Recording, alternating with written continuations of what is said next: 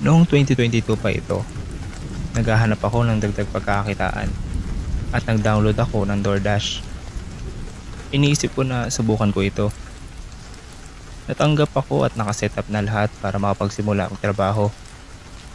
Pero hindi ako nagdesisyong subukan maging driver hanggang makalipas ng 3 linggo. Palagi ko itong pinagpapaliban. Isang gabi, pag-uwi ko mula sa trabaho, napagod ako pero hindi pa inaantok. At naisip ko na wala nang ibang mas maganda pang oras kundi ngayon para subukan ito. Sa mga unang order, ina-adjust ko pa ang sarili ko pero naging maayos naman ang lahat. Naramdaman kong kumpiyansa na ako pagkatapos dahil madali lang pala ang proseso. Mga 3 oras na ako nagde-deliver at lagpas 12:00 na ng madaling araw nang may lumabas na order na iba sa lahat. May kasama itong malaking estimated na tip na nasa $30 hanggang $40. Halos kasing laki nito ang kinita ko sa nakalipas na 3 oras. Hindi na ako nagdalawang isip at agad ko itong tinanggap. Galing ito sa isang 24/7 McDonald's, ang nag-iisang bukas sa buong bayan namin. Nasa dulo ito ng highway palabas ng bayan at papunta sa tinuturing kong gitna ng wala. Pagkakuha ko ng order, napansin kong doon nga ako dadalhin ng address. Wala pang 2 minuto ang tinatakbo ko sa daan nang tawagan ako ng customer. Mas patanda siya sa boses ko, parang nasa bandang 30s. At parang wala siya sa mood habang pinapakonfirm niya ang address. Medyo naguluhan ako, kaya binasa ko lang ang address na nasa app. Pagkasabi ko, natahimik siya. Walang sinabing kahit ano. Akala ko tatanungin ko pa kung tama ba ito. Pero binabana niya ako ng telepono. Medyo kinalibutan ako dahil halatang masungit siya pero sobrang laki ng tip na ibinigay niya. Na para bang mabait siya. Siguro gusto lang niyang ayusin ko ng maayos ang order niya. Pero parang sobra pa rin. Kung ano man yon, nagpatuloy lang ako sa pagmamaneho. Mga 15 minutes pa lang ang layo pero sobrang tagal dahil palayo ito sa bayan. May ilang maliliit na neighborhood pero kadalasan puro bakanting lupain at mga bahay na tig-iisa lang. Habang nagpapatuloy ako, nakaramdam ako ng kakaibang kaba. Baka dahil sa hindi pamilyar na lugar, sa pagsakalsada o sa weird na tawag kanina. Pero tiyak akong may kakaiba sa order na ito.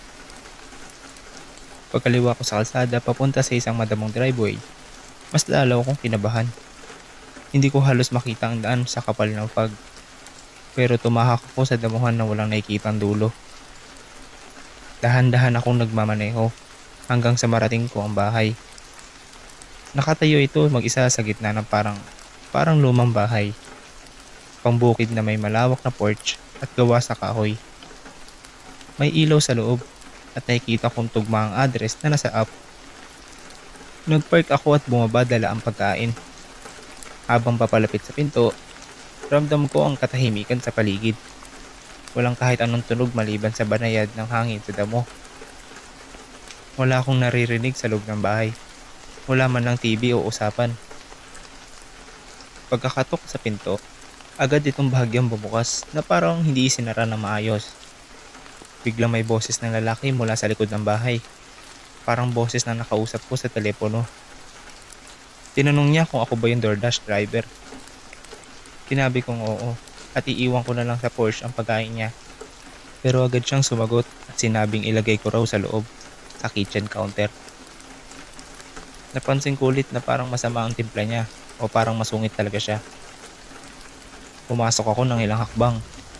Amoy lumang kahoy ang bahay at parang maalikabok at hindi malinis. Pagkalipas ng ilang segundo, bigla siyang nagpatugtog ng malakas na lumang piano music galing sa likod. Sa lugar kung saan galing ang boses niya. Bigla akong kinilabutan. Sir? Tawag ko. Hello? Hindi pa rin siya sumasagot. Nagsimula na ako makaramdam ng parang hindi na sulit kahit pa malaki ang tip. May mali talaga sa lahat na ito. Bakit bigla siyang tumugtog ng malakas habang papasok ako at saka hindi na sumagot? Paglapit ko sa dulo ng highway papunta sa kusina, napansin kong papadilim ang lugar. Ang mga kwarto sa paligid, lalo na ang kwarto kung saan akala ko naroon siya, ay lubos na madilim. Huminto ako at ibinagsak na lang ang bag sa sahig at nagmadaling bumalik sa front door. Halos atakihin ako sa puso nang paglapit ko sa pinto. Nakita ko siyang nakatayo sa dilim. Ilang hakbang mula rito. Klarong-klaro kong mapuputi niyang mata na parang kumikislap habang nakatitig sa akin ng malaki ang mga mata. Parang nahuli ko siya sa akto na kung ano man ang binabalak niya. Yung mga sandaling iyon, parang tumagal ng ilang minuto. Kahit iniisip ko pa rin ngayon, parang may hawak siya kung ano man ang nasa kamay niya. Pero hindi ko na ito direktang tinignan, kaya hindi ako sigurado kung ano ito. Bago pa may mangyari, tumakbo ako palabas, sumakay sa kotse, at bumalik sa driveway kahit na makapalampag. Sigurado ako sa posisyon ng katawan niya, sinusubukan niyang dahan-dahan pumunta sa front door. Malamang para isara at ilak ako sa loob kasama siya.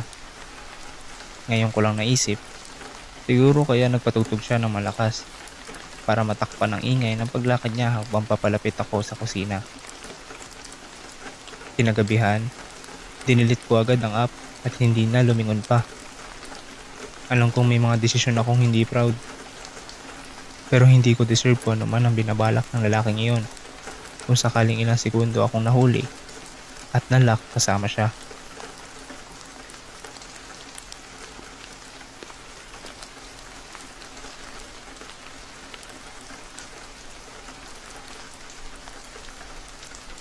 Ako'y 28 noon, namumuhay mag-isa sa isang maliit na syudad matapos mawala ng trabaho sa matagal ko nang pinagtatrabahuan. Yun lang din kasi ang dahilan kung bakit ako lumipat sa syudad na ito sa una. Kaya sobrang nakakalungkot.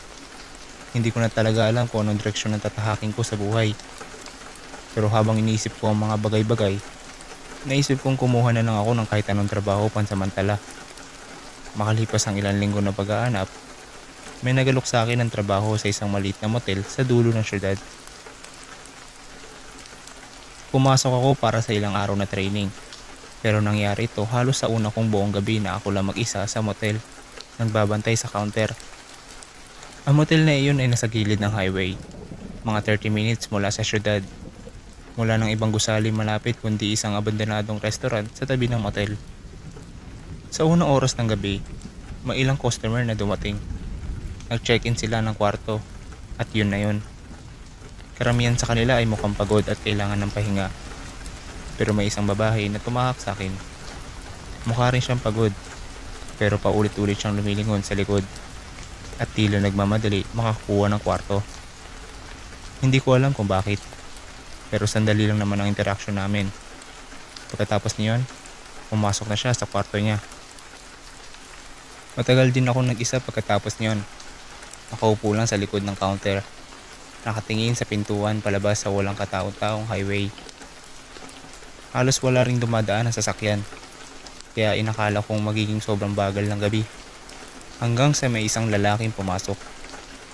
Hindi ko nakita ang sasakyan niya pumasok sa motel, kaya akala ko customer na siya na naka-check-in na bago pa magsimula ang shift ko.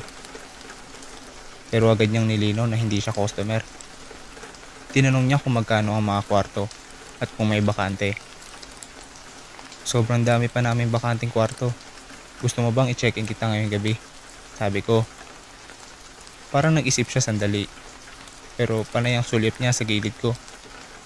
Sa huli, sinabi niyang hindi, salamat at umalis. Pagkaalis niya, napatingin ako sa likod ko. Inisip ko kung ano ang tinitignan niya. Ang nandoon lang naman ay ang tinatawag kong keyhole. Mga bulsang may lamang susi ng mga kwarto. Luma na kasi ang motel na to. Wala pa yung mga keycard na nauso na ngayon. Pagkalabas niya, tinutukan ko ang pintuan. Inaabangan kung makikita ko siyang paalis gamit ang sasakyan niya. Pero wala. Sobrang weird kasi halos imposible na naglakad siya papunta rito. Kailangan niya maglakad sa gilid ng highway sa 10 oras ng gabi ng mga 10 milya mula sa pinakamalapit na lugar na isang gas station lang. Maya-maya, Lumapit ako sa pintuan at sumilip sa parking lot. Tahimik. Ilang sasakyan lang ng mga naunang customer ang nandoon at hindi ko na siya nakita. Wala naman talagang ibang lugar na napupuntahan doon, kaya bumalik ako sa desk. Mabagal ang takbo ng gabi at dahil unang gabi ko na mag-isa, ang bilin lang ng may-ari ay mag-check-in at mag-check-out ng mga guests. Wala siyang pinagawa sa akin na iba. Mga kalahating oras ang lumipas, bigla na lang tumunog ang desk phone. Ikinagulat ko talaga. Agad kong sinagot at nalaman kong isa sa mga kwarto ang tumatawag. Isang babaeng boses, halatang balisa, ang nagsabing may nakatayo raw sa labas ng pintuan niya at ayaw umalis.